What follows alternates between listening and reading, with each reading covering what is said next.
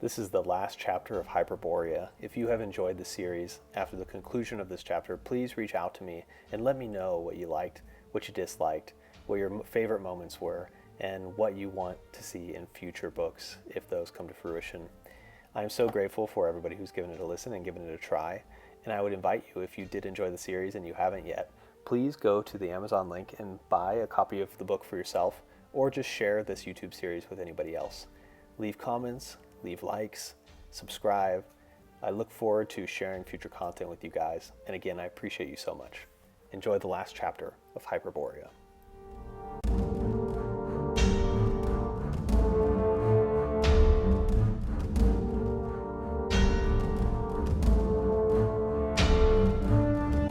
Chapter 20.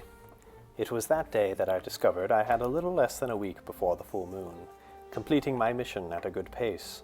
During the time left, the FBI sequestered myself and my minions to a safe house in the city of Flagstaff, below the great mountain Humphreys that I had seen in a dream.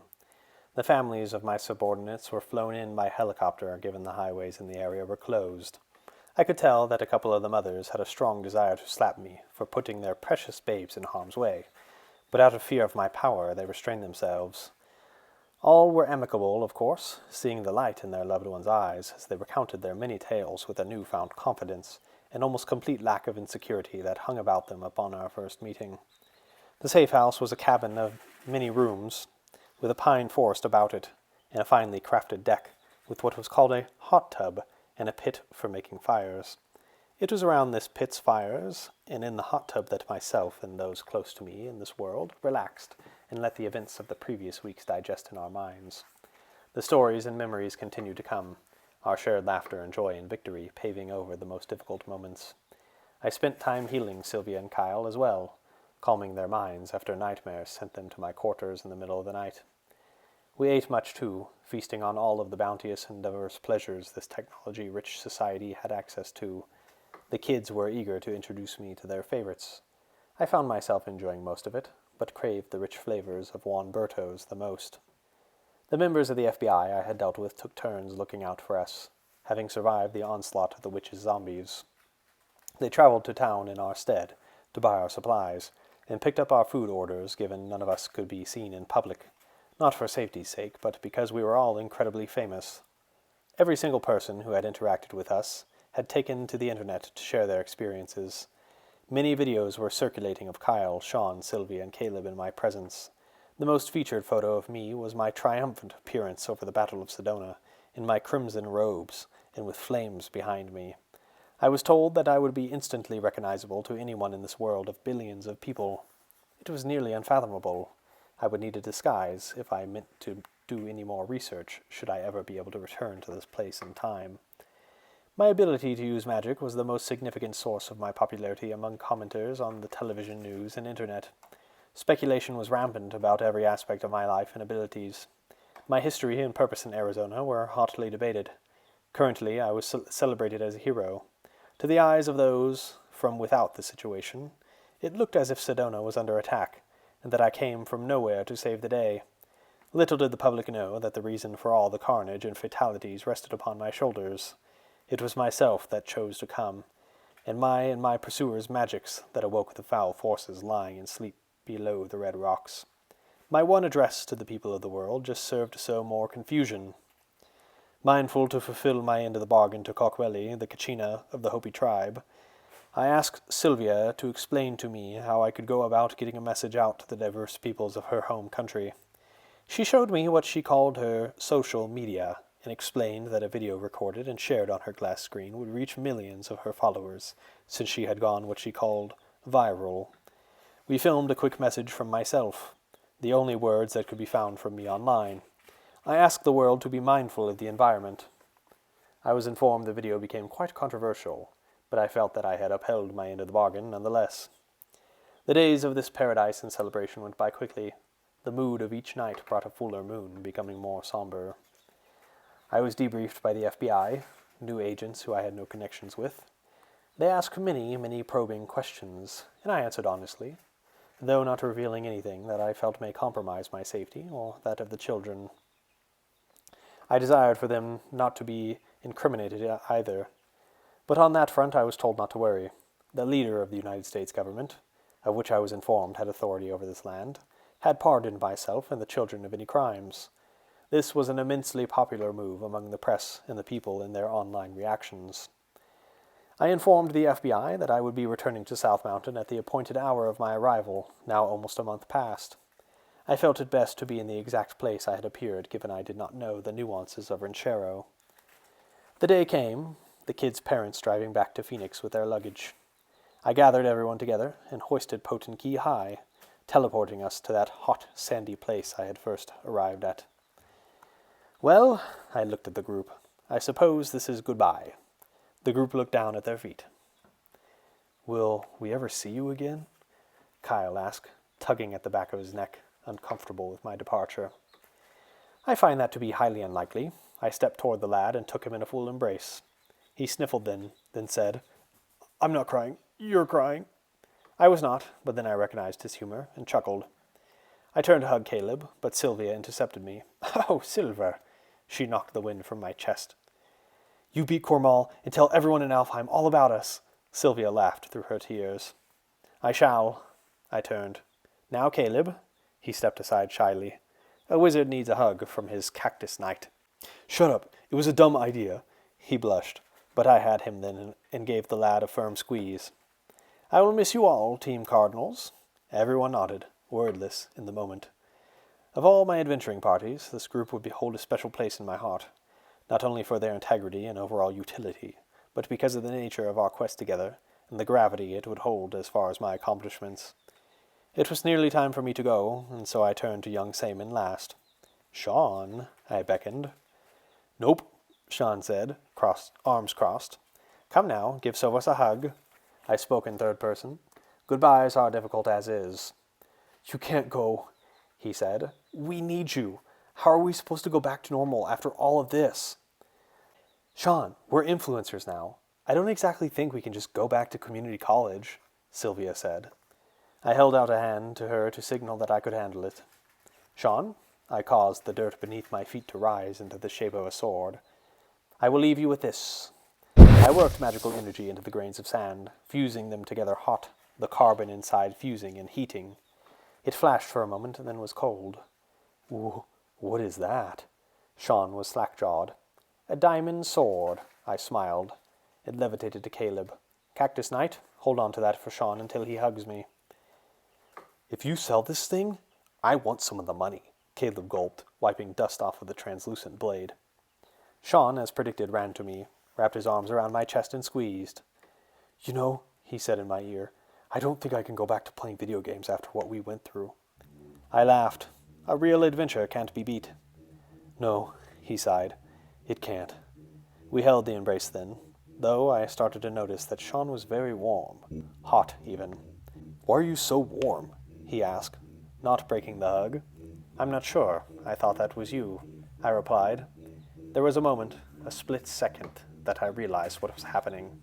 I hadn't remembered it at first because I had become accustomed to teleportation with a staff. Potent Key's pattern followed the vortexes, a cold water sensation from head to toe. It was that single moment that I recalled Rensharo, one full moon ago. It started hot, then cold. I pushed Sean away from me with all my force, simultaneously summoning Potent Key to my hands. Sean fell back, my grasp wrapping around the wooden staff. Then there was a flash. I blinked once, then twice, the world coming to me. It was dark. Thin rays of sunlight filtered through cloud cover, poured in through holes in the castle's ceiling. I'm home. "No, we're home." Sean stood, grabbing my shoulders. "Send me back." My heart sank to my stomach. Rensharo had expired. I had been sent home. I was in the fortress of Maralon yet again. Though whether it was the proximity of young Saman or the power of Potent Key, Sean had been brought with me. "I cannot." I was stoic. The news for Sean was bad. "I can't be here. Aren't we like, I don't know, 10,000 years before I was even born?" "Yes," I confirmed, analyzing the room. The Griffin Master, a fellow named Doldron, was to meet me here, but he was not present. Perhaps the battle had not gone as planned after I departed. I observed the corpses strewn about the great hall that Zyreth had been taken from. Many masters lay dead and stinking.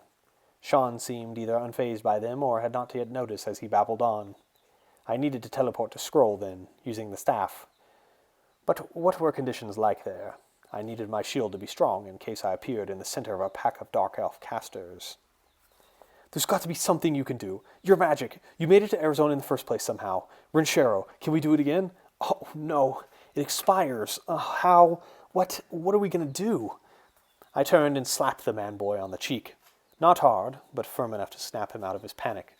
Young Seaman, I have one priority right now, and it is to save my people. Do you understand that? He gulped, then nodded, noticing for the first time the carnage we stood within. Good. We are going to teleport now to a small island called Scroll. What could be the last battle of my people is waging there. Since this castle still stands, I don't believe we have lost yet. Okay, are you sure you want me to go? I don't want to be a burden. Maybe I should stay here. He stepped closer to me to avoid touching a rotting corpse. No, my mind does not need to be in two places at once. Come, hug me. Let us not waste time. At any moment, Cormal could be completing the ritual of Rakostog. Sean stepped forward and gripped me. I teleported us. We were on the third to last level of Draugdrotten then, grey skies and howling wind buffeting us.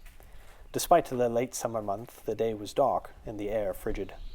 The levels of the risen crypt were tunnels that followed a spiral up and down, but holes had been carved for masters to fly through for quick access and ventilation.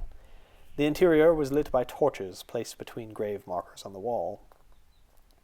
Behind each marker, a dead elfman of nobility, the bottom being home to kings and grand masters of old. Near the top, as we were, there were lesser lords of the islands watching us now. The rounded bend of the crypt visible to us was empty but for bodies of loyalists to the king, masters, and darkly armored rebels. These corpses were fresh. There was still time. I looked to Sean and gave him an order from my mind to his. Silence. Do not speak or move unless I bid it. Nod if you understand.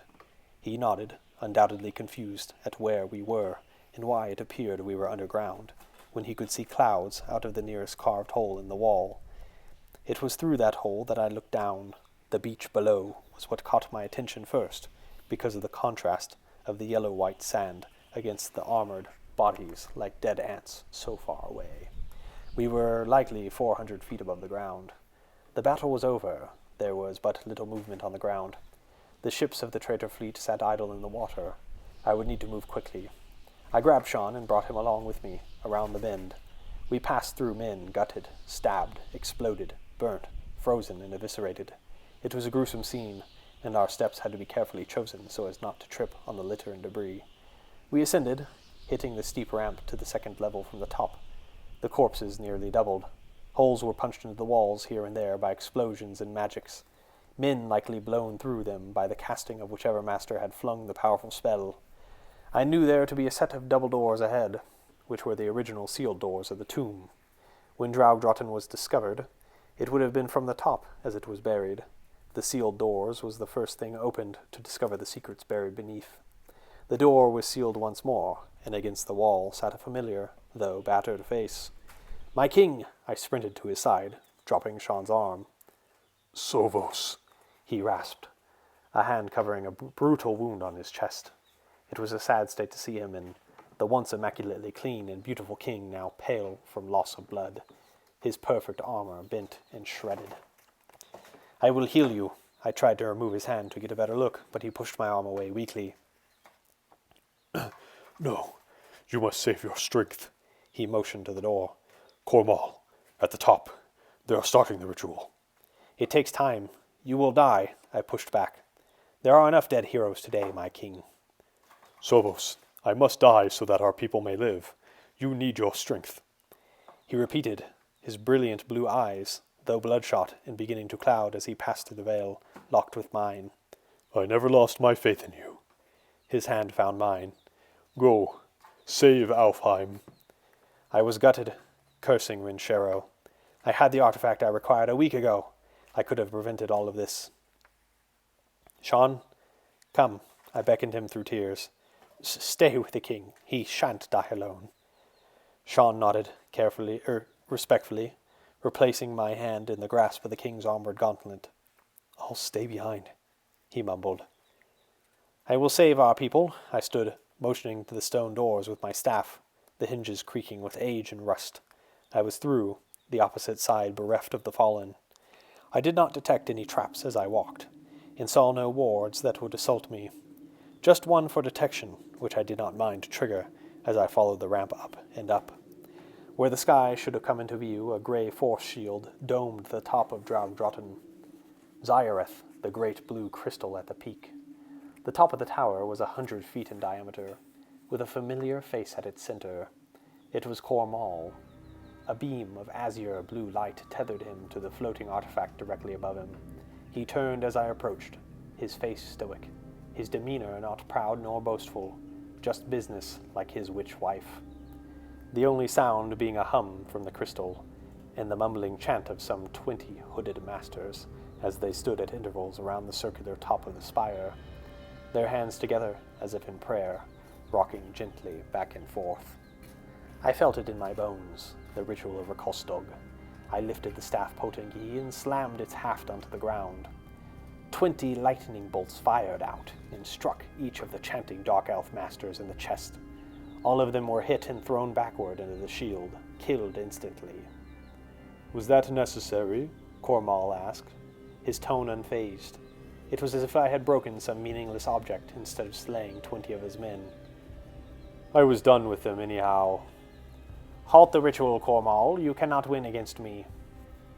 I had expected either you or my wife to arrive at this time. He turned, holding his hand upward toward the crystal. He spoke in the language of the gods, and runic letters of light floated from his mouth up toward the artifact. Tell me, he said, while he worked, what is the fate of Gilruel? Dead. Did she slow you down? Again, he was unfazed. A little. I see. A couple more ruins departed his person, and he turned to me once more. I see, then, that this is the moment. He looked about, his gaze to the dome. His arms opened in front of him and fell to either side. The dome dissipated, Draugdrotten groaning. It sounded as if a great whale was dying. Then a ghostly aura, the color of brown and gray funeral wraps, appeared around the tower, ascending up and into the dark gray clouds like a high-velocity dust storm. Your artifact is strong, Cormal yelled, the observation over a howling wind. Will it be enough to stand against Zyreth? He raised his arms again and fired a beam of black energy in my direction. I raised my arms and shot one of arcane energy in response, purple in color and light. The beams collided and exploded each other, molten plasma cascading off of each of our personal shield wards. I did not hold back, firing a sequence of 10 firebolts. I levitated and shot lightning, then acid, blades of ice and swords of light. My spells crashed into his, and those that did not impact his shield or were turned back toward me. I summoned a metal disc and stood upon it, circling in the air around Cormal in a wide perimeter. The Dark One remained stationary under the tether of Zyreth. I used levitation to cause the bodies of the 20 dead masters to orbit me and intercept the spells of my opponent, each one exploding on impact. I continued my violent assault, yelling over the sound of the wind. With each master that blew up, I turned his bones and guts into projectiles against my enemy. I launched waves of thunder, arrows of hard light, summoned spectral lions to assault him from behind. Cormal reacted to each of my attacks, expertly and deftly executing the necessary defensive and offensive spells to stay in the fight. His missiles, bolts, and flames like mine, but darker in nature. The style of the void, shadow, dead, and cursed. We continued this struggle, this wrestle, for what must have been the space of a half hour. My mind became troubled by a throbbing headache, my ingredients bag becoming lighter. I was on the ground then, and knew I had to finish our fight soon. I did not know Cormal's condition. I could barely see his face through all the spells, but I knew he must be faint as well. It was time to end this. I had halted my barrage and held the Staff of Potenki out. I charged a beam of arcane energy like unto the one we had started the battle with. It flew and connected with Cormal's shield, his reaction slowing. I was winning. He met my beam with one of his own before I had melted his ward.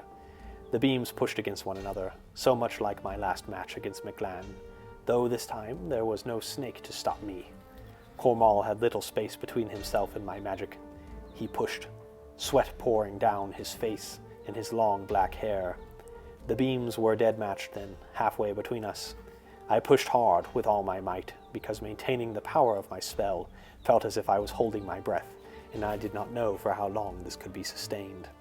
The beam of my design inched closer to Cormal, closer. He watched it, yelling now with exertion. The magic lit both of our faces.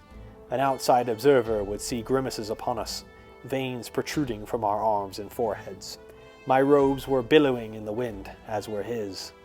It was not for the love of my home that I thrust on. It was out of spite for this man and his brethren. They had taken nearly everything from me, and now wanted the rest.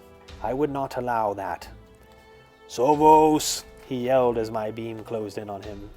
"You have one weakness!" What was he talking about? He was trying to get into my mind, trying to trick me, wasn't he? Wasn't he? I thought hard, keeping my focus on my spell. He was trying to distract me, but my mind wandered. Where was my blind spot? Cormal's veins were glowing red hot, my spell nearly upon him. His skin began to tear. "You must choose," he agonized. "Alfheim or your apprentice." He let go of his spell and waved his hand in a swatting motion, in the millisecond before my arcane beam annihilated him. Cormal exploded outward in a shower of flesh and guts, but only for a moment. A portal to the void ripped open and Vizik was there once more, his ropes finding a reanimated, screaming Cormal. "Ah!" But I had not time to watch him being dragged to his final resting place. I fired a new beam, a magic tether of my own to Zyreth.